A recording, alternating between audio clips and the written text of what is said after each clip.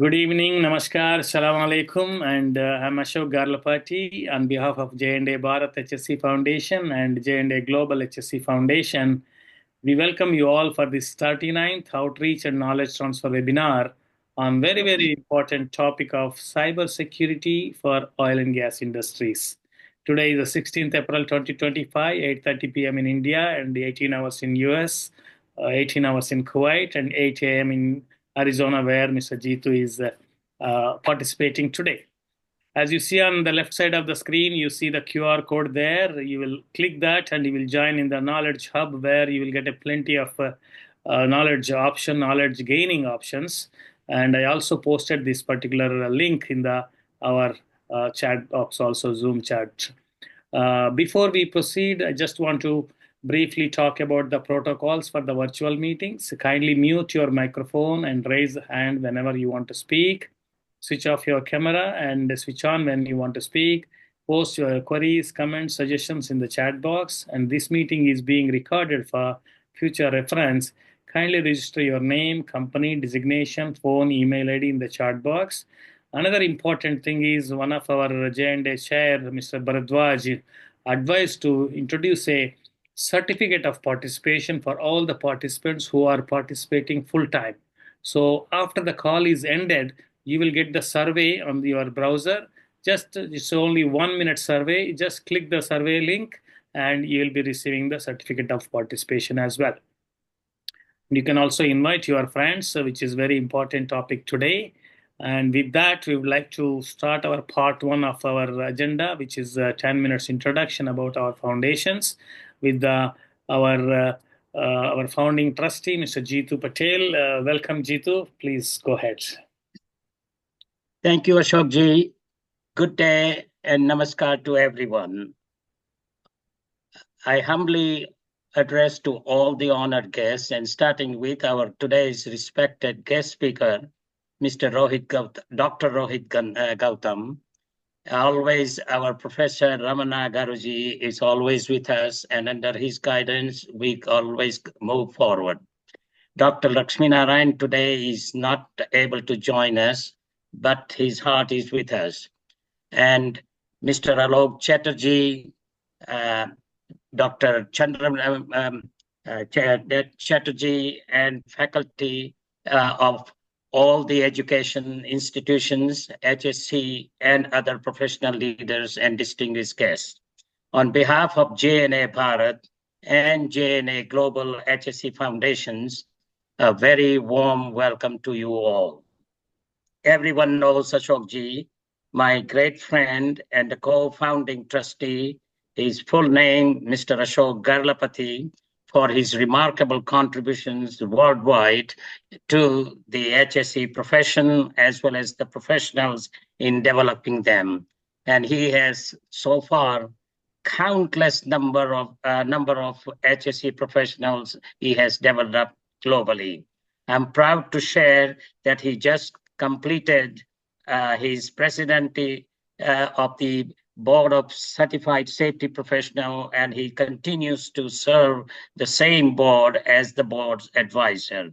He is the fellow of so many different organizations, professional organizations, and one in particular, I'm proud to say, the largest and the oldest American Society of Safety Professionals. He's a fellow of, alongside, he's also a fellow of IOSH and many other crowns he wears. So without any further ado, let us request Ashok ji to proceed further with the proceedings of the meeting today. Thank you. Thank you, Jitu sir, for the kind introduction. Of course, as you see on the screen, Mr. Jitu has been spending in this field almost 60 years plus. And even today, he supports on the continuous basis. So even in the early morning, he woke up to attend this meeting and start giving our welcome address, which is a very enlightening to know. Thank you, Jitu. And as you see on the screen, there is a world map there. There are a lot of blue flags you see there. We both have together supported in different parts of the world with respect to the health, safety, environment field through different organizations. And this is the left side. You see the global statistics related to the industrial accidents with reference from the International Labour Organization statistics. And that's why we have established a foundation in India on 25th March 2022 to support the HSC professionals as well as the HSC profession in general. And further, we enlarged our foundation to the global area on 30th November 2022. It was launched on the Global HSC Foundation. We have been supporting several professionals through different organizations as well as the corporate organizations and academic institutions and individuals. And again, we are just informing you all that it is not a membership organization, purely charity support organization, charity oriented organization. We have a mission, vision, and objectives to support our HSC profession and professionals, and in advancing, in supporting, and to inspire, as well as to provide educational and developmental opportunities. We also recognize individuals. We also collaborate with the different institutions. And most important thing is that we have a MOUs with the organizations having the similar objectives. And as you see on the screen, this is the screen developed by our editorial board chair, Mr. Madhu Nalan Chakravarti. The design is excellent. We have been growing step by step from last 3 years. There are different programs are available there: professional development grant, industrial accident victim family support grant, and a student scholarship program sponsored by Dhruti Thakkar, as well as a sponsored by Dr. Praveen for the healthcare students scholarship. We have a monthly outreach session. This is the 39th outreach session. Every month we have been doing. And we have a WhatsApp channel, which is a knowledge hub channel, 550 plus. And we have a LinkedIn page. Mr. Makbul as well as Mr. Bharadwaj has been supporting on the website and LinkedIn social media. So interactive website has been developed by our website chair, Mr. Makbul. And in addition, we have the career development, career opportunities page as well. And we have a knowledge transfer videos. We have a resources. Most important thing in the recent past is the first aid and CPR sessions conducted by Professor Ramana as well as our Dr. Lakshmi Narayan. Recently, we introduced the Give Back e-newsletter. After the cybersecurity topic, I will also show you our April Give Back e-newsletter on the screen. It's a very, very interesting e-newsletter. Without doing much, we would like to go immediately to the topic with the brief introduction of the speaker by our Mr. Rangacharilu. He is our chair for the fire and safety awareness. So I'll just put the speaker profile here and request our chair for the our fire and safety community awareness, Mr. Rangacharilu, to briefly introduce the speaker as well as the topic. Mr. Rangacharilu. The profile is different. Okay. Change slide. Okay, fine. Yeah. This is what you provided, this thing. Oh, No, sorry. No. So, yeah. 1 minute. Let me get back to you. Ashokji, I have a file here. This one. No, Yeah. no, not this one. This one. This is the previous speakers. Yes. Sumit Sharma. 1 minute. Not Your WhatsApp. No, not that one. Just a minute.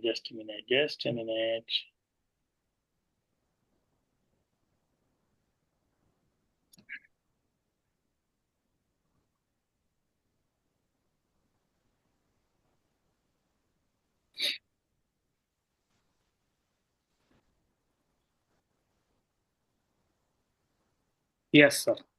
Go ahead. Yeah, this one. Yeah. Exactly. Yeah. Yes. Go ahead, Rangacharilu garu. Yeah. Thank you, Ashokji. I am delighted to introduce today's speaker, Dr. Rohit Gautam. He is director and CISO at Hacktify Cybersecurity and has his PhD in cybersecurity from University of Germany. He has been awarded as Cybersecurity Samurai of the Year award by Besides Bengaluru 2023-2024. He has found various zero days in modern open source and commercial softwares. He is a Board of Education Director of Mandsaur University campus and the author of best-selling Bug Bounty course on various e-learning platforms. He is an active mentor for armed forces and defense personnel and certified instructor for National Security Database.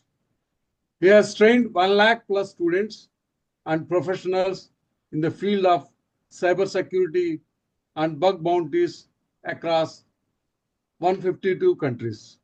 Over to Dr. Rohit Gautamji. Dr. Rohit ji, I'll just on screen and you can go ahead and sharing your screen, please. Sure. Thank you. Thank you.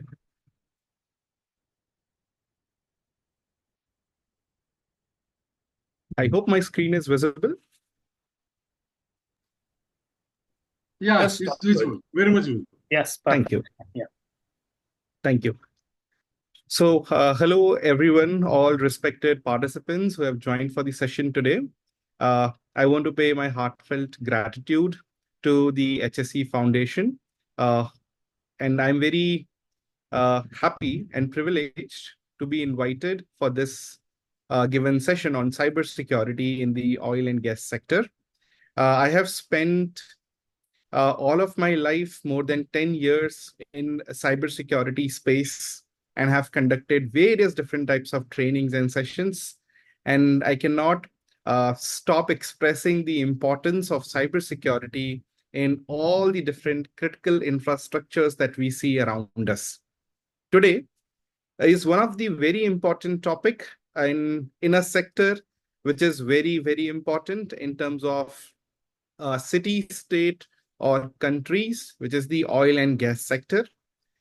Today's session is going to be a mixture of technical and semi-non-technical session in which we are going to understand about the importance of cybersecurity in oil and gas sector, as well as we will also discuss case studies of how attacks have happened in past in these sectors and the different types of catastrophic amount of damage that can possibly go wrong on these sectors due to various different types of cyber attacks. We can understand that cybersecurity is something which is now very, very important and a necessity for all of the given sectors that we have.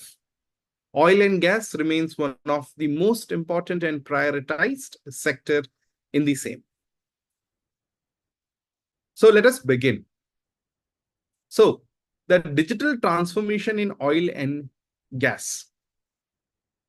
We understand this, that oil and gas industry is a very large industry. In this industry, there would be various different types of complex systems interconnected with each other. Systems like IoT devices, which is Internet of Things devices, running through hardwares, complex hardwares and complex softwares. There would be sensors, actuators, there could be devices like PLC, SCADA, HMI, and various different protocols that are used in this OT industry, which is the operational technology industry. Now, due to the nature of this industry, these systems are built in a very complex nature to withstand large amount of wear and tear, as well as these systems are not very frequently being upgraded to the latest versions of software or hardware. As we all know about CIA triad, which is confidentiality, integrity, and availability, the three fundamental pillars of information security. Similarly, when we talk about critical IT infrastructures like not only oil and gas, but maybe power, energy, etc., then there is one more very important fundamental pillar that comes into picture, and that is prioritization, or the systems being continuously up and running. If there is a cyber attack that happens on any of these sectors, and due to which, let us assume the system fails or the services go down for a prolonged period of time, then we can understand the catastrophic amount of damage that can happen on the industry as well as the people who are being surrounded by these given sectors. Hence, it is of utmost importance that we now see and understand that how attacks can happen into oil and gas sectors and how these attacks have affected these sectors in past. Before that, let us also highlight the importance of cybersecurity. We understand that cybersecurity is very crucial in oil and gas sector as it protects valuable infrastructure. Infrastructure that is capable of running tons, an amount of producing tons and tons of energy as an outcome from this sector, oil, gas, that is then being supplied to various different parts or geographic locations, not in the country, but around the globe as well. Hence, in addition to the physical security risks that these systems would have, we also have to understand the cyber risks or the risks that are from external attackers or attackers from outside. As these systems also are very complex in nature and are connected with and operated with computers and IT infrastructure, it is important for us to safeguard these systems to minimize cyber threats as well as vulnerabilities, and we can have safer operations. Now let's understand about key cyber threats that happens.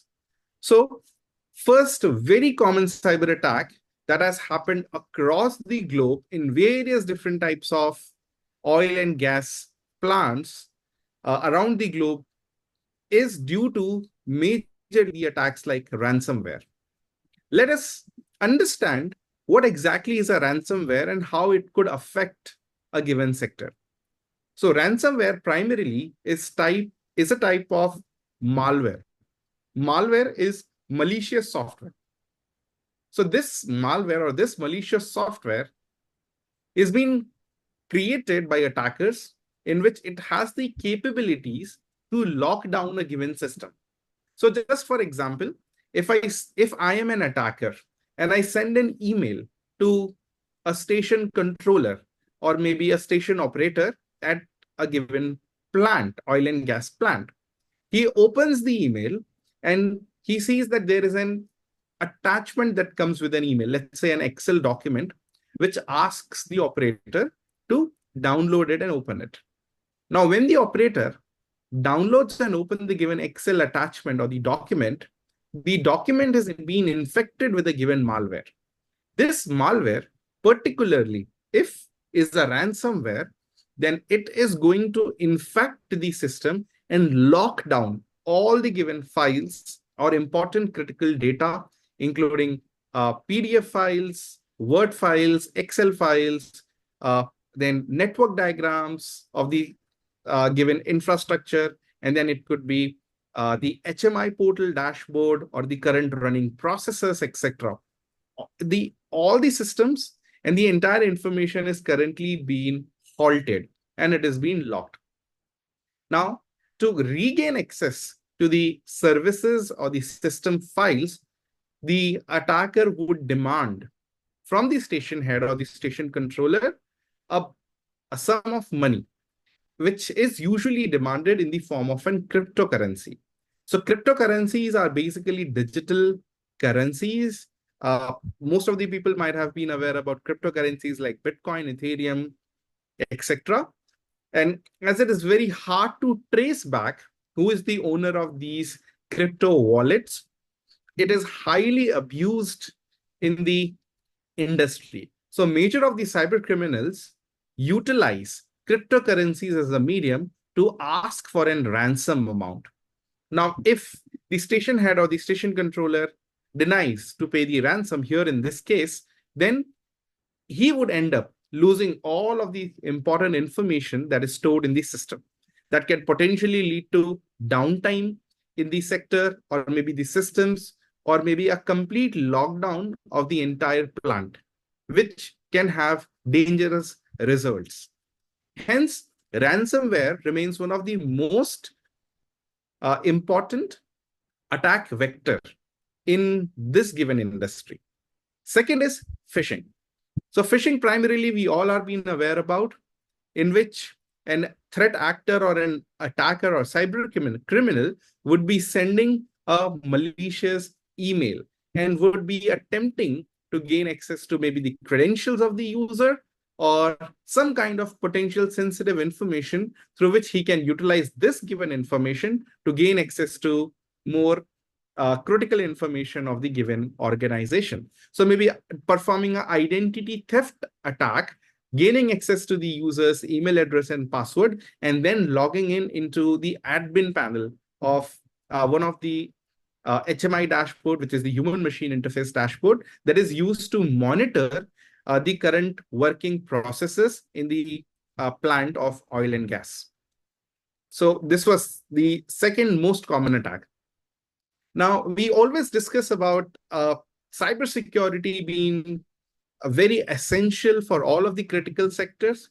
It is because nowadays, cross-border threat actors, they are attempting to cripple down the cross-border countries' critical sectors or systems.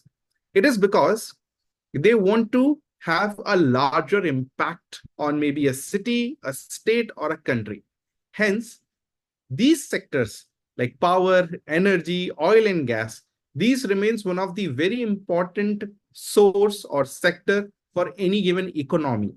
So if these systems are being affected, then on a very large scale, it affects a lot of people around it. Hence, these sectors remains one of the most active and prominent targets by state-sponsored hackers, that is from cross-border, as well as attacks happen from various different parts of the world, as well as from the same country as well, because of which sensitive data can be compromised and operational integrity can also be compromised, and these systems can potentially go to halt. Now, as we have understood the importance of safeguarding these systems and the most common attack vectors that happen, let us understand about the past case studies that has happened on these types of sectors. So let's have a brief overview of the notable attacks in the oil and gas sector. So here's the first case study of an attack, which is Colonial Pipeline attack. So it's the largest fuel pipeline in US that was shut down. This given cyber attack has caused fuel shortages across the East Coast. And this was done through an attack vector that we just discussed about, which is ransomware. As this given ransomware was deployed on one of the operators of the pipeline plant, and the attacker group that was later identified was Dark Side Group. So that's the name of the attack group. These attack groups are classified into various different types of groups, and they are being categorized with various different types of code names as well, which are commonly known as APT groups, Advanced Persistent Threats. So these APT groups are specialized groups of cyber criminals which perform attacks on various different types of sectors. This one example gives us an idea that how $4.4 million were paid in Bitcoin to restore back these systems so that the operational integrity can be regained, or the systems can be started back, and the information or the systems now are into an operational condition and the information can be protected.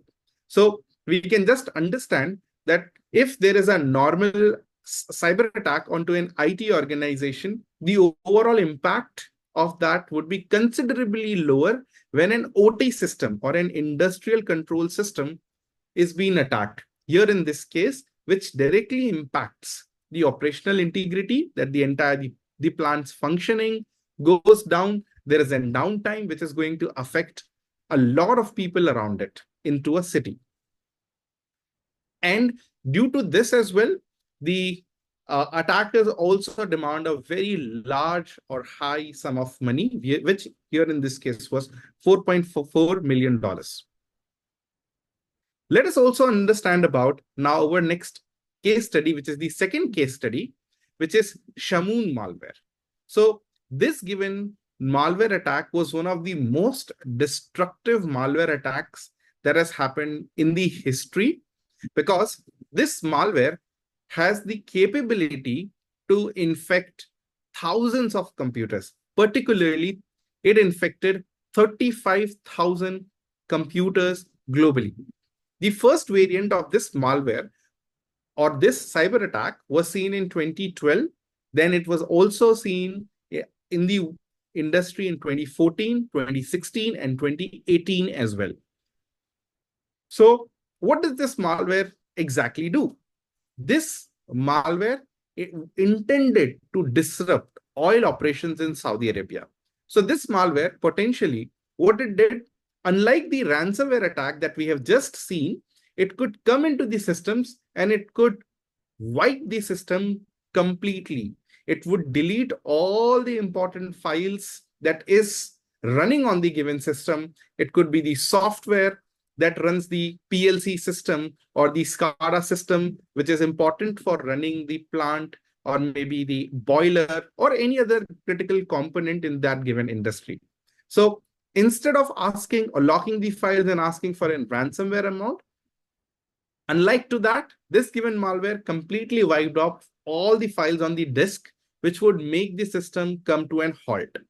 And just imagine, participants, if the organization did not have effective backup, then the organization would not be able to immediately or quickly restore back the operations of the plant.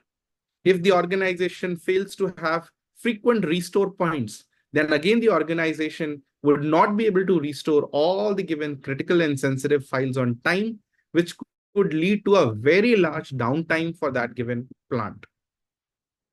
So in today's presentation, as we have understood about the Shamoon malware, we are going to dive a little bit deeper in this given malware and understand the capabilities of this malware and how it has spread. In addition to that, we would also understand how we can understand about this malware capabilities and safeguard systems from it. Now, this given malware not only affects oil and gas industry, but this malware could potentially affect any other industry, maybe aviation, rail, transport, energy, etc. as well. So as this given malware, Shamoon malware, has affected the systems on a very large scale globally, I particularly wanted participants to have a deeper look on this malware so that we focus on it and understand how to safeguard our systems by doing a quick technical breakdown about this malware. So we would do that in just next few minutes. Before that, let's try to understand about the next malware. The next malware is Triton malware. So this malware particularly also infects electric systems, or you can say power grids. In addition to that, it also affects any different kind of OT industry. As I said, not only oil and gas, but any other OT industry that has been running, manufacturing, transport, power, etc. So this given malware affected electric Tritonix based controllers, and this given malware could physically damage the systems and take that systems down. So it was later identified that it was a state-sponsored group malware, particularly from regions like Russia, China, etc. There is an entire case study in blog that we can read about this, and I will point as well where excellent threat researchers have did a deep down and drill down on the given malware capabilities. In addition to that, we can see participants here in a diagram we can see the ICS and the safety system. So ICS is industrial control systems, or any other OT, operational technology system like oil and gas. Then we have an HMI, which is a human machine interface. So it is like a screen or a dashboard where let's say if I'm the controller, in my control room, I can visualize what is currently happening. Let us say the mixing of oil is currently happening in one part of the plant. I can visualize the entire process on my HMI screen or HMI dashboard. Then we have the controller from where we can control the operation that is currently happening, and field devices. So field devices are connected to the controller and HMI. So field devices are devices like PLC, SCADA, and DCS devices, actuators, and boilers, which are currently been functioning from an output that is being sent from the PLC device to these field devices. Now let us understand about the key vulnerabilities in cybersecurity implementation of oil and gas. So primarily, the key points of vulnerabilities that we should understand is ransomwares, phishing-based attacks, and then any different kind of unwanted or unexpected emails or files that comes to the given organization. Now we have to understand here that the industrial control systems or the OT system of any oil and gas plant is being into a different zone or a different, we call it as DMZ, demilitarized zone, or a different network. So it is not possible to directly reach to these systems. Hence, some systems which are exposed to the internet, some of the IT part that has been exposed to the internet, it has been utilized as an attack vector to gain access to the systems, in which particularly ransomwares and phishing-based attacks remains on the top. Yeah. So now let's understand about the impact of these cyber breaches. We have understood that the impact can be first, operational shutdown. The entire machinery, the entire process of the plant can completely come to an halt, because of which there could be financial losses, and there could be human loss as well, human life loss as well. So if we see past case studies in which a very infamous attack, that is Stuxnet, which was a cyber attack that happened onto an Iranian power facility, in which attackers hacked into the PLC devices through a malware, which was known as Stuxnet, and increased the centrifugal force of the mixing of one of the boilers. Because of the increased centrifugal force, the plant or the given process that was currently happening reached beyond a threshold level. As the system would not withhold or withstand the given threshold of the centrifuges or the force that it was generating, it eventually led to a blast. Now we can understand that if an action that happens like a blast in any of the sector, then a lot of people around, currently in the industry and around the given plant, gets affected to this. Not only that, to a very large scale in the vicinity, there would be a lot of people who would also again get affected due to these cyber breaches. So cyber breaches not only focuses on getting sensitive information or personal information from these systems, but they also halt the operations, or sometimes the action on objectives or the modus operandi of the attackers are to disrupt the plant completely and create financial as well as human life loss. Now let us understand the risk landscape in oil and gas. So primarily the risk landscape can be assessed with the help of a risk assessment matrix.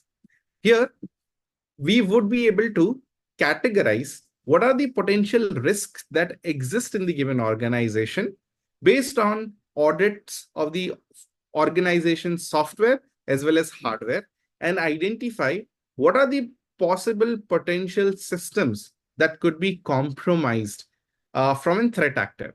So particularly to do this, we use a model which is known as Purdue model, where we have multiple levels starting from level 0, 1, 2, 3, 4, 5, 6. So a Purdue model is a model through which organization can understand how an attacker or a cyber criminal could enter into an oil and gas sector and then perform the cybersecurity attacks onto it to reach to the level 0.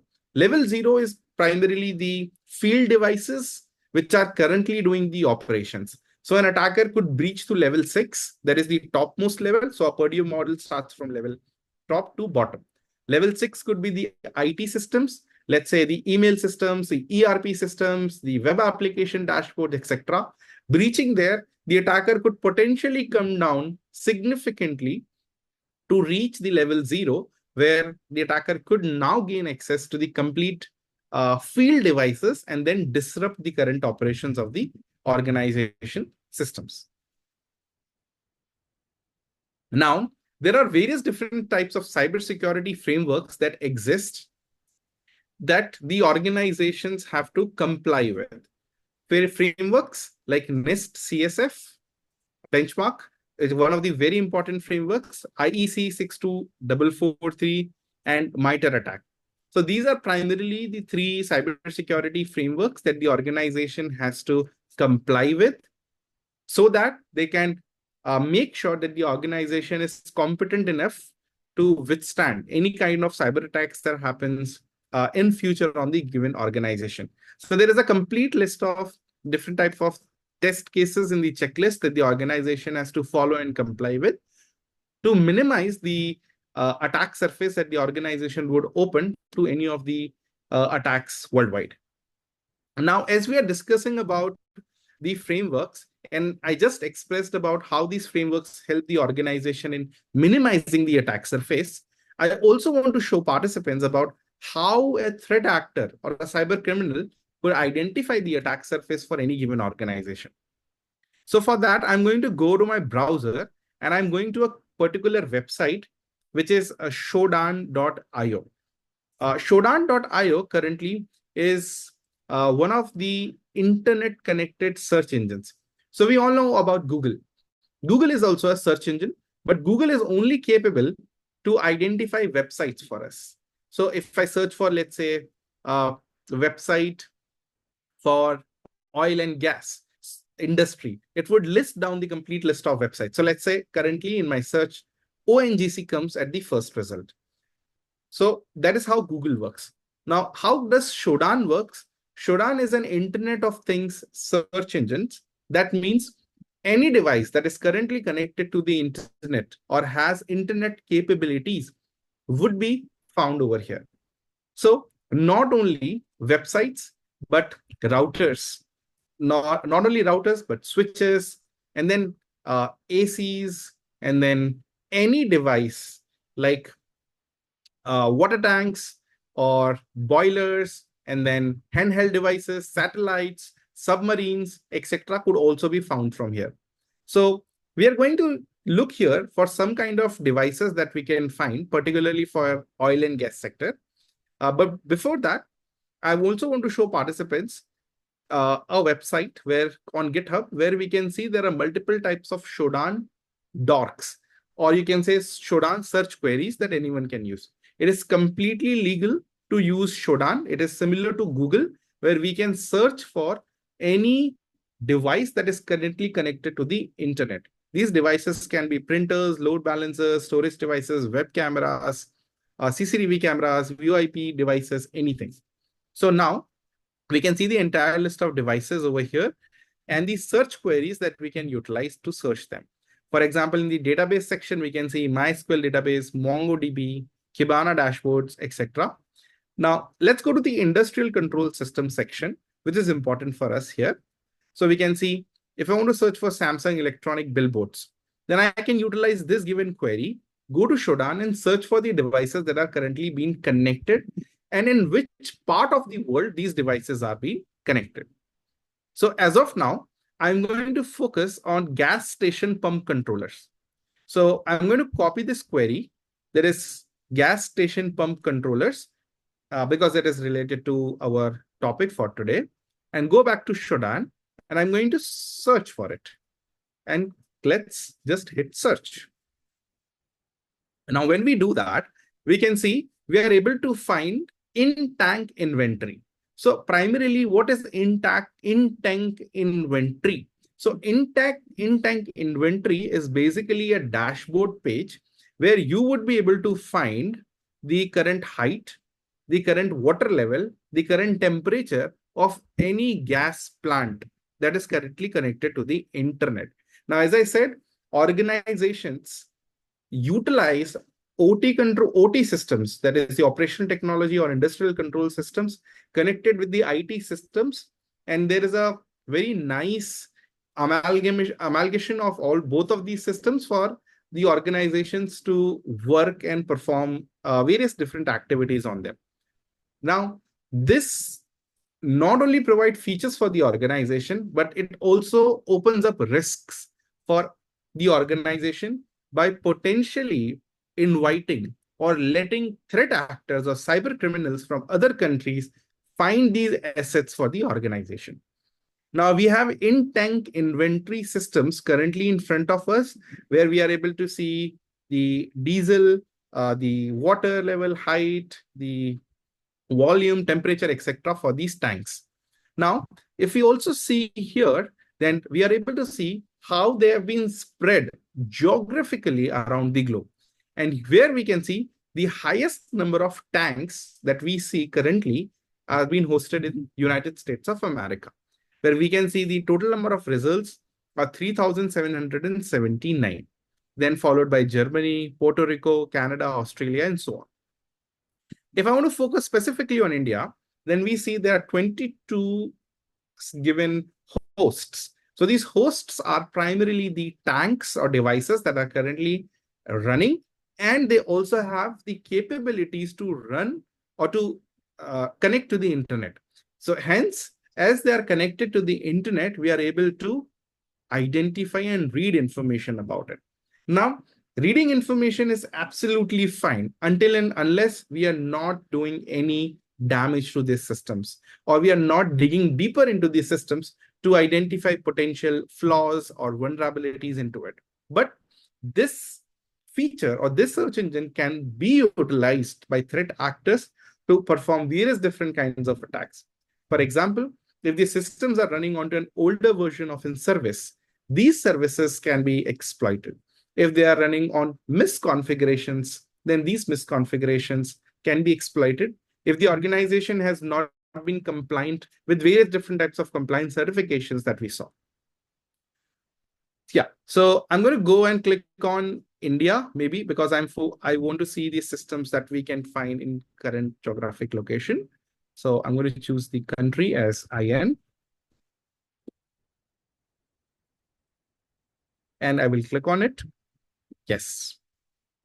Now we can see in total of 24 results, out of which we can see the total number of cities starting from Mumbai and then so on. Now I'm going to go to the first result as of now, and we will try to see the information available over here.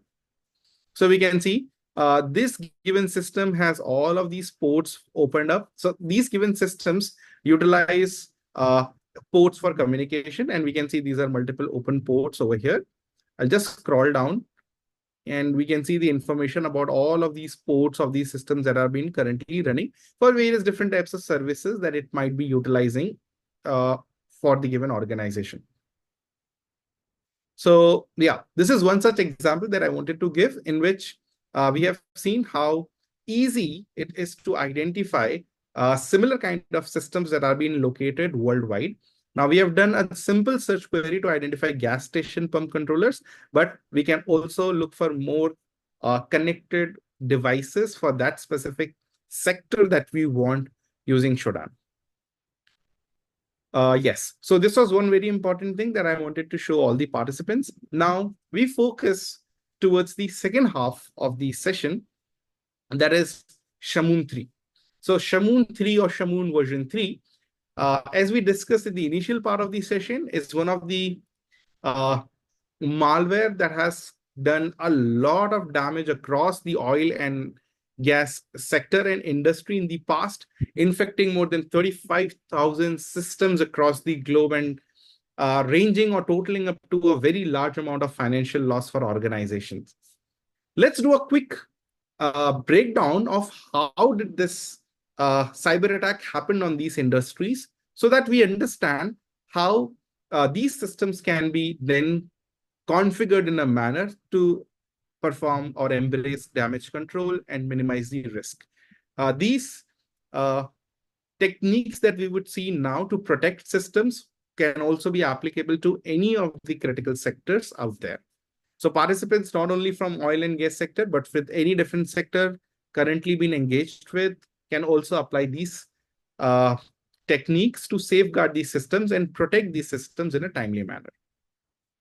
So here's an article by Unit 42 from Palo Alto, which says that on December 10, this is the given hash of the given malware, performed some kind of so there was a malware that was identified and performed some kind of attacks in the wild. There were Shamoon 2 attacks in 2016 and 2017 as well, where you can read more about it. So primarily, what does this do? So it has a dropper. So dropper is basically the software does not itself is harmful. But so why it is not harmful? To evade systems, to evade antiviruses, firewalls, data loss prevention systems, SIEMs, EDR, XDR systems. So when this dropper comes into your system, this malware comes into your system, your antivirus scans for it and says, okay, the file is clean. Now, once that clean scan has been completed and it has been tagged as clean file, then it automatically, after a certain time, drops a new file. Or in simple words, downloads a new file. The new downloaded file here is the infection or the malware that is going to now install malware and perform different malicious activities. So we can see over here, the dropper hard-coded kill time of this, that is at this timestamp. This is based on the analysis of Shamoon 3, that at this time, at system date, the dropper installs the wiper module and starts wiping files on the system. As we discussed, this given malware does not lock your file. It is not in ransomware. It is a file system wiper. It basically wipes all the files on your disk. So as we can see, at this given timestamp, it drops a new or downloads a new malware and then starts cleaning all of the files from your system. So primarily we understood this. Now we can go to VirusTotal. So VirusTotal is an excellent resource, free resource to learn more about various past case studies of cyber attacks that has happened and the kind of technical analysis of how malwares and which malwares were part of it. And this can also be utilized in our day-to-day life as well. In case I receive a file on my email and I don't want to open it, I can scan it across VirusTotal to identify if the file is turned to be malicious or not. So here we can see that out of 71 antivirus companies, 58 antivirus companies says that this given file is a malware or a malicious file. That means that is absolutely a malware and this file should not be run into the given system. Now to understand this in a little bit more detail, I have a sample of this malware available with me. It is highly recommended for all the participants who are connected not to download the given sample malware because it is a real life sample. It should only be utilized into a separate sandbox environment for threat researchers if they want to do the analysis and not into your own system. So this is a disclaimer. Please don't download the given malware. It's an actual real life malware. I am just going to do the analysis for it quick in 5 minutes and show you how does it work and how it infects the given system. So I have already downloaded this malware. It is created for Windows systems only. My system is currently running onto Mac OS, so hence it is not going to infect my system. I have downloaded this. This is password protected. The password to this malware is infected. So in case you unknowingly download it, it cannot self-execute. The password is infected. So once you open this given malware, you can do the technical analysis. Keep in mind, it wipes the hard drives. Use it at your own risk. Make sure that you don't run it on your host or your main system, because it would just delete all your files. Now I have downloaded this given malware. It is here. Yeah, this is the given malware file, maintenance srv32.bin.zip, and I'm going to unzip this right now. It is asking for a password. Let me enter the password. Once I enter the password, sorry. Yeah, we can see a bin file is being generated of 1.9 MB.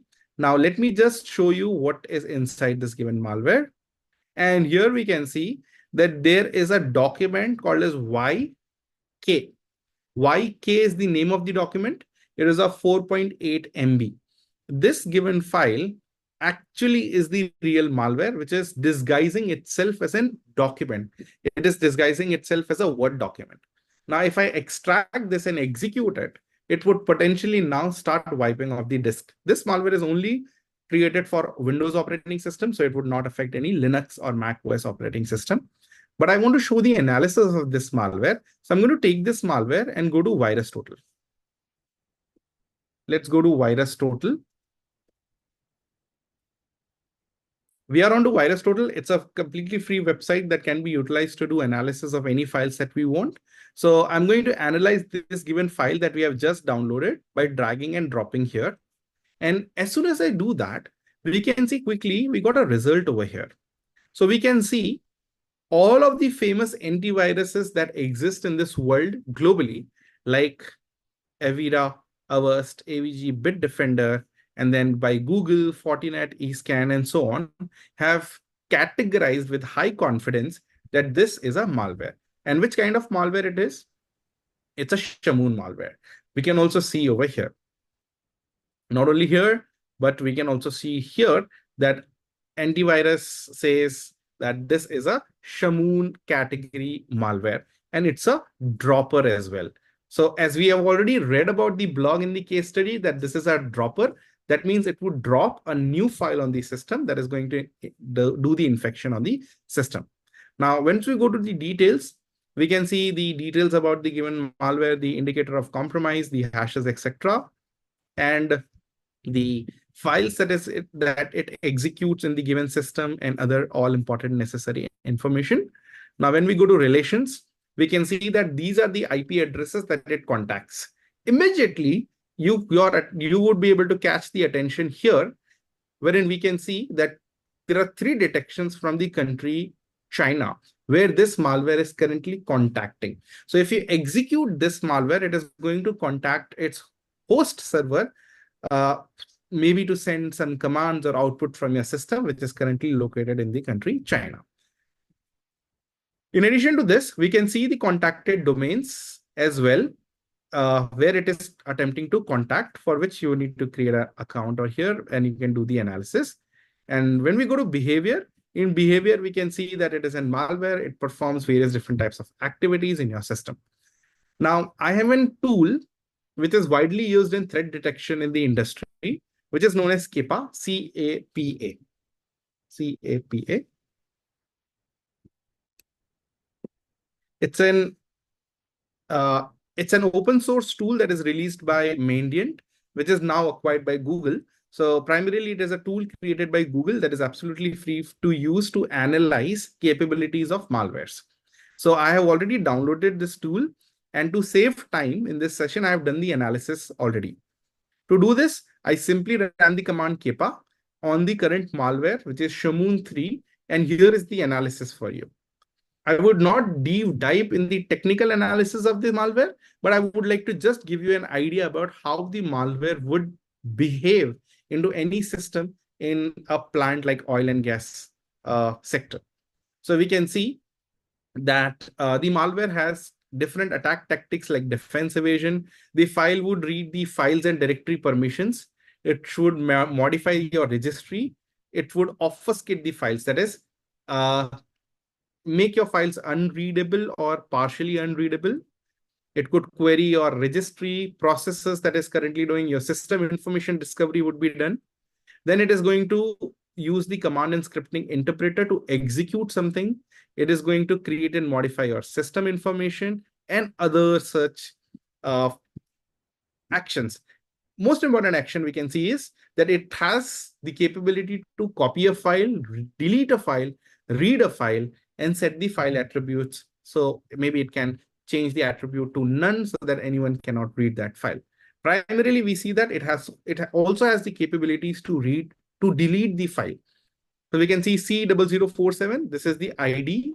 This is the MITRE attack tactic ID that has been assigned to this, for which we can do an analysis later on. So this is a high-level view of the Shamoon3 malware, which basically infects the given system and then tries to delete the values from the system or delete all the files from the system, including the registry file, disk files, etc. Hence, it is very important to understand now that before we run any given file that we get in our systems, it is very, very important to scan that file across VirusTotal, because this would then automatically identify that the file is malicious or not. So I'm just going to do an scan of another file, which is my presentation here, confirm, and show that this given file is non-malicious. So this can be utilized to do the analysis of any kind of file that you are not sure about, to make sure that the file is not harmful or malicious file that could infect your potentially your system here. So yes, now you can see that 62 antiviruses is already scanned and you can see undetected, which means this file is not malicious and it is not infecting the current systems here. And it is absolutely safe to use. The same strategy can be utilized by station controllers or engineers to identify files that come across in their mails, etc., to make sure that the files are not being infected and are running onto and are running properly. Yes.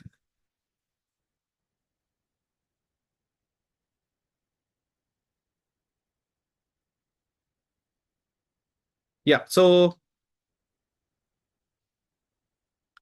yes. Let's discuss about the final takeaways. So the final takeaway is to always take a proactive approach and cybersecurity measure so that we always take control of what activities we are trying to do. We never trust any incoming emails or attachments, and we try to download these files on the system because it could have adverse effects on the systems. By doing a single click onto an email and downloading an attachment and executing it could potentially wipe off the entire system if the malware is like a Shamoon malware that we have just understood. So it is very important that we make sure that we always make sure about the activities that we do and take a step back before doing any activities on systems or files or emails or attachments that we are not sure about. With this, I would like to pause from my side here because I can see that we are already up with the time here. So that's it from my side. Thank you. I think we can go for the Q&A if there are any questions. Yeah. Yes, So, thank you so much. Yes, go ahead, NCG. Yeah, let me share the screen of our screen. yeah, I'm with the question and answers now. Yeah, Q&A session. Yes, go ahead. Yeah. Thank you very much, Dr. Rohit. It's really excellent. This informative presentation is excellent. Then, see, according to my understanding, there are three things. There is a triangle for your cybersecurity. One edge is for the advancement technology, which is source for the people who can attack this one. Second thing, easy money. People want to earn easy money by doing this kind of criminal activities. And third one is social insecurity. People want to create a lot of insecurity for the organization of the society. These are three triangle, three elements for the cybersecurity, tribal doing commitments for this. In fact, today I have seen news, flash in one of the media. There was a professor from Wits Fulani, and she was cheated by the people doing this lot of phishing emails and all. They claim that they are from the EDA, CBA, something like that. And they took around 7.74 crore from her. She's from the Whitfield College. Oh my God. You know, Patrick, that one. And second thing, one more news what I'm seeing today is during the recent Myanmar, this earthquake relief, when Air Force India going to that thing for rescue purpose, even people are trying to hack that aircraft actually. Yes, I had seen that news. Yes, yeah. Yeah, but fortunately, airspace are different kind of facility to rather they're able to overcome that problem. These all the things are happening now. So let us come to the today's session question and answers. The moment you say cyber security, people asking about something. How about using the so-called antivirus software? So something like Quick Heal.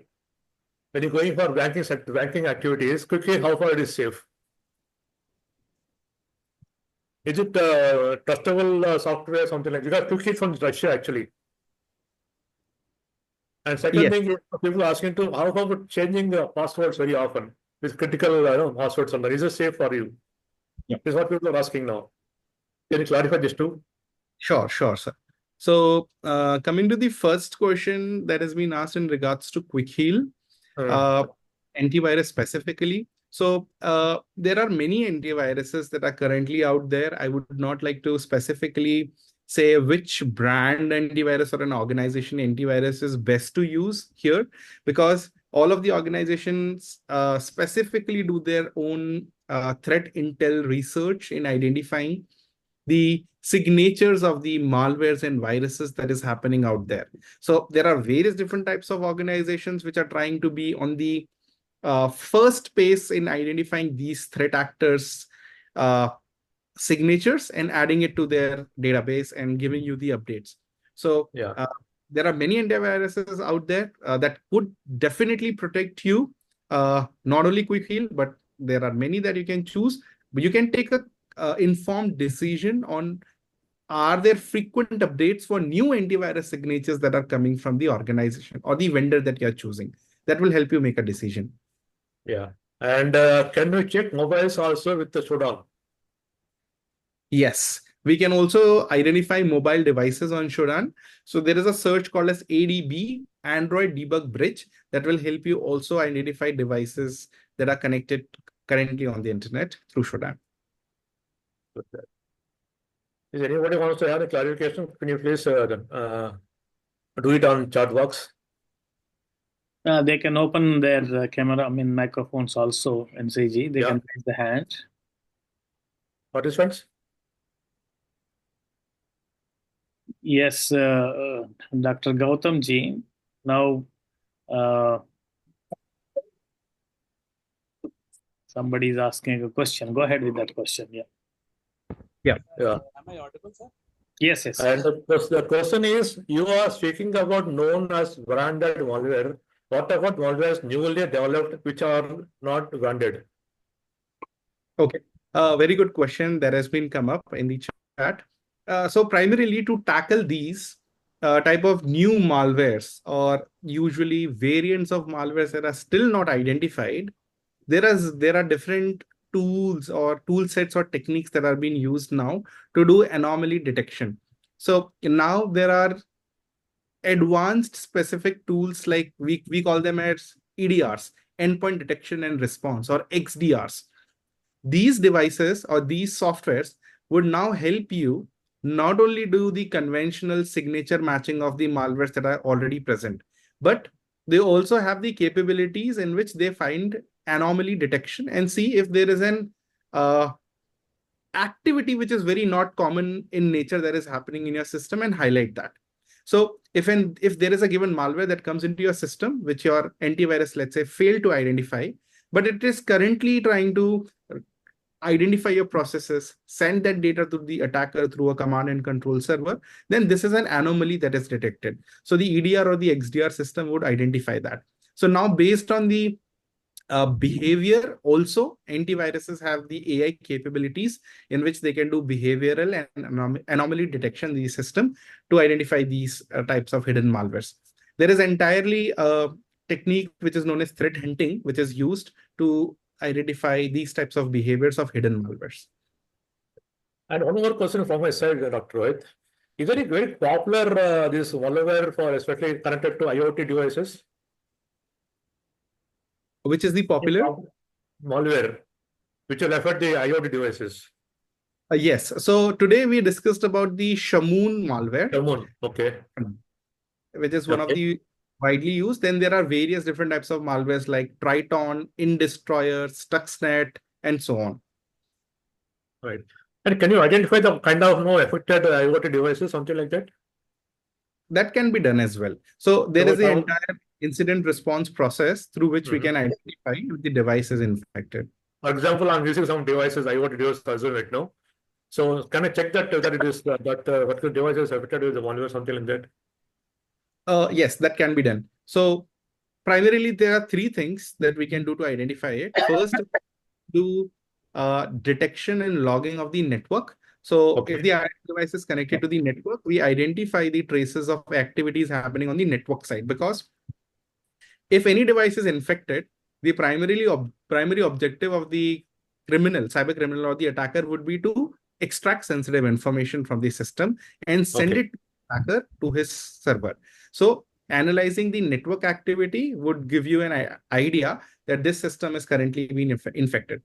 Similarly, second is the disk activity. If there are new files that are being created or deleted from, or temporary files being created unwantedly without you doing activities, that is the second indicator. And third is the memory. So some malwares spawn or create new child processes in the system to remain under the hood or to remain hidden. So doing analysis on these processes as well, or the memory, can also help you identify if your system is infected. Okay, thank you. Okay. Anyone else want any kind of clarification with regard to cybersecurity or anything? Participants? Now, thank you, Gautamji. This is Ashok here. Can we know the oil and gas industries, cybersecurity policies, and in the recent past, there is ISO standard also on the cybersecurity. Can you please throw some light on those things, Dr. Gautam? Yes, sure. So primarily, if we talk about cybersecurity industry and like basically compliance, then we have the ISO and IEC standard for which is available for power sector and oil and gas sector that can be applied. So these IEC standards, which is the International Electrochemical Commission standards, multiple standards that apply to electrical grades, power generation, transmissions, then power energy, etc. So the organization has to be aware about all of these systems being effectively audited under these compliance measures, which adequately most of the companies don't do. Because of which the organizations remain open to various different types of attacks that happens in the past. So in our slide as well today, I tried to highlight about the ISO standard as well as the IEC specific standard. It would again vary based on the type of organization or sector that we have. But it is of utmost importance that organizations undergo a thorough audit and compliance to make sure that these systems are not being exposed to the internet, or if these systems are there, they are less vulnerable, or the systems are effectively updated to the latest versions. Now, in our company, after this Saudi Aramco incident, a lot of effective policies kept in place. We have so many systems, even our IUSBs, nothing works. So even our Yahoo, Gmail, nothing works. Still, I keep getting some phishing emails through all these shields also. How that can be prevented? Can you throw some light on that? Yeah, it is because mostly if the organization has still implemented the measures on safety measures for the organization and the various different types of security protocols, there are still organizational business needs that they need to fulfill. Okay. And there is where the cracks or the defects arises. So if the organization has stakeholders who wants to gain access to the to do their business activities, or maybe connecting to their clients or vendors, for them, they would allow specific websites to be operated in the organization, or maybe they would allow an employee to remotely terminal or log in into the system, or they would override the risk tolerance or risk acceptance policy, saying that this is a primary business requirement for us. Now, there is where the defect would now arise, because these small open gaps that happens in the organization would now allow an attacker to basically enter in the organization systems. Okay, yeah, that's keep happening to us actually. Yes, NCG, but there is one more question there. There it is. Okay. How effective are the audits which are being carried out for hardware and softwares? How effective are audits? Yeah. Yes. So for this question, it depends upon the organization. It is compulsory that the organization, not only the oil and gas sector, but any different type of sectors, being power, energy, transport, should undergo and thorough software and hardware audit, in addition to the physical hazard audits that the organization has to undergo. But as I mentioned, these systems or organizations, these organizations have very complex systems, complex in the form of hardware and software, which is why these systems are very harder, or it is difficult for the organization to debug them on a timely manner. So let's say the organization underwent an audit in the month of April. Now, and it is mandated that it goes under again an audit in next 12 months, let's say in a year. Now, there could be potentially a lot of different attack vectors or malwares or vulnerabilities that could arise across the globe. But due to the complex nature of interconnection of these systems, or harder to debug these systems, the organization would not take adequate steps or measures to patch those issues, which could potentially lead to again attacks. So hardware software audits are very important and crucial, but they should be done periodically or in a timely manner. Not only doing it once a year or maybe once in 5 years is important, but an adequate proactive, rather than being reactive to the situation, having proactive measures would be helpful to prevent cyber attacks. Yeah, I think this is reflecting to ISO 27K, right? That is right. Yeah. Thank you, NCG, for conducting our Q&A moderation. And if anybody has got any questions, they can raise the hand, or also you can interact during networking chit chat. So with that, we would like to thank our today's speaker, Dr. Rohit Gautam, very, very highly qualified in the field of cybersecurity.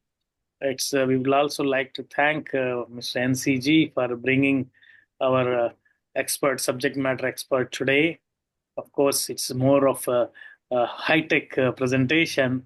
I'm sure our friends would have got a lot of information and general things also, how to protect from the cyber threats issues. So, Mr. Jitu, would you like to say a few words? Thank you, Ashok ji. All I can say is reiterate that you mentioned about Saudi Aramco's incident in 2012. Dr. Gautam quoted us damaging or destroying 35,000 computers.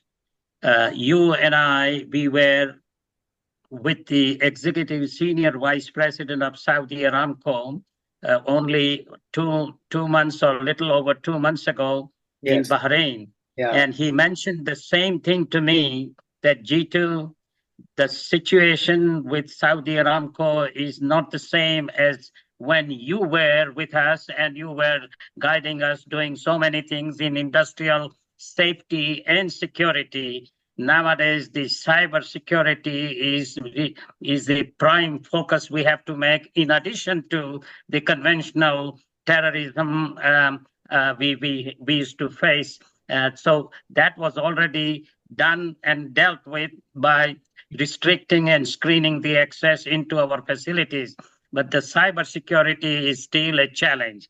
And I applaud to Dr. Gautam. He elaborated in his presentation, outstanding presentation, and he quoted the importance of the topic very much forcefully. And he even quoted many industrial cases that they had experienced vast amount of damages and problem associated with it, with the consequential losses.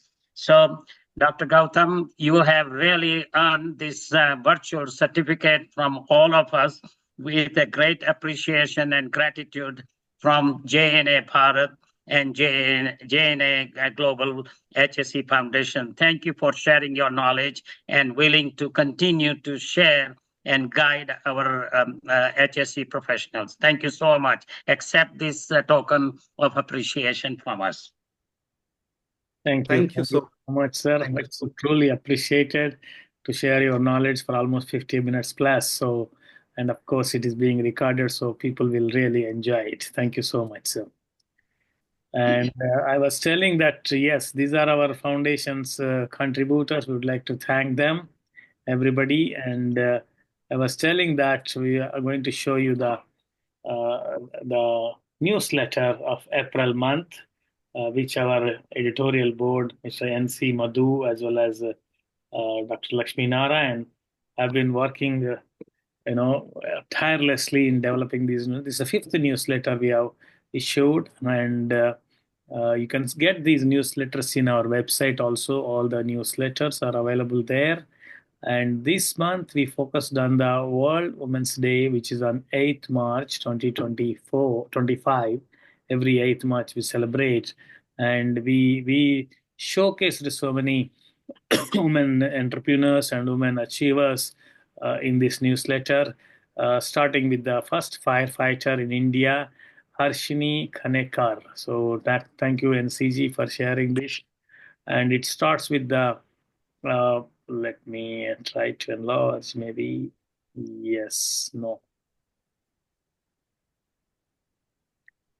Okay, so it starts with the editorial board information and showcasing the Anushri Success Beyond the Ladder. She's one of the achiever in the sustainability field. And Dhruti Thakkar, she is also one of our scholarship sponsor from New Jersey, and women in environmental sustainability working to bring change. And we have a Medha Patkar and Padma Shri Jamuna, and there is Anushka Kolla, and these are all the achievers whom we came across. And this is another article by Bala Srikant on the certifications, elevating safety standards, the value of the BCST certifications. So it gives an understanding how you can get the certification. And this is another article related to the heavy metals in drinking water, risk to human health, Dr. T.V. Rao. And is another article by the it's a case study of a successful best practice, we can say, drive to zero harm by Mr. Parthasarathi. As I was telling that we have the knowledge hub, WhatsApp knowledge hub, so many good things are being shared. Madhu Bura is our chair for the community corporate engagement. He shared this particular chart, and Mr. Parthasarathi took that chart and implemented in his company, Drive to Zero Harm. So when he proudly said that I implemented in this company, I told him to give some sort of a brief write-up on your case study. So he shared that. The drone application in pollution control, Mr. Madhu NC. And there is a good posters also available in that. Always use the proper tool for right job. Everything is self-explanatory there. And why safety ignored? That's an article there as well by Madhu Chakravarti. And this, of course, every month we have a webinar. So next month also we have a webinar on 16th or 26th May. And yeah, you see here, we also have a Mr. Alok Chatterjee is our advocate for West Bengal. Every day, I'm sure there is a quiz in our WhatsApp group, and there are so many people are participating. And we have got a concept to recognize those people who are participating on a sustaining basis. So young and energetic engineer or safety professional, Mr. Pudur, Puneet Udur, and he has been chosen for the month of March. So he has been recognized here. And we also record this webinar, so you can get all the recorded webinars in our website. In addition, we introduced a concept of Hall of Fame, Digital Hall of Fame. As I was telling that this is Mr. Alok Chatterjee, our West Bengal advocate, and he has been recognized in that for his contributions to the our profession as well as to our foundation.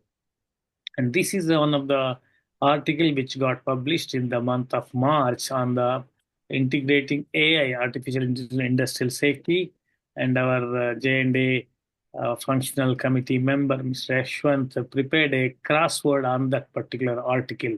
If you read that particular article and participate in this crossword, once you participate, take a screenshot and share it in the group. Your photo as well as your designations will be published in the next newsletter. And a story of change and strength, the Eagles renewal. So it's an article again by Madhu Nalan Chakravarti. These are the different programs which we already discussed in our part one of the session. And these are our different team members who have been regularly supporting. And those who wants to showcase their products or the services or the training programs, you can always reach out to Madhunal and Chakravarti to publish in this magazine, which goes to different parts of the world. We have a database of 1,500 plus HSC professionals in different parts of the world. It goes on there. And these are the credits we are giving for the usage of those pictures, as well as the you can see these QR codes for our foundation's website as well as a knowledge hub. So that's what we wanted to share. And we have a 4 minutes more to share our, yes, we have our, we always talk about the giving back to our community, our professionals. So let's give back to creating a safer tomorrow. We have a knowledge WhatsApp group as well as we have a foundation's account details are here. If anybody wants to contribute, they are welcome. And so many people are doing the knowledge sharing, knowledge contribution, like Dr. Gautam today. And you can also contribute. And most important thing is that after the call is over, you will also get the link for a survey to get the certificate of participation. With that, I would like to welcome Mr. Jitubai, who welcomed all the participants. Also, he will thank all the participants. Jitubai? All I can say is what a wonderful webinar we had, Ashokji. Dr. Gautam really opened our eyes. And so it's time that we take a picture of all on the webinar and then pass a motion to adjourn the meeting. Thank you, Jit Saab. And your wish of taking a picture is always fulfilled. Let's see who wants to open the camera.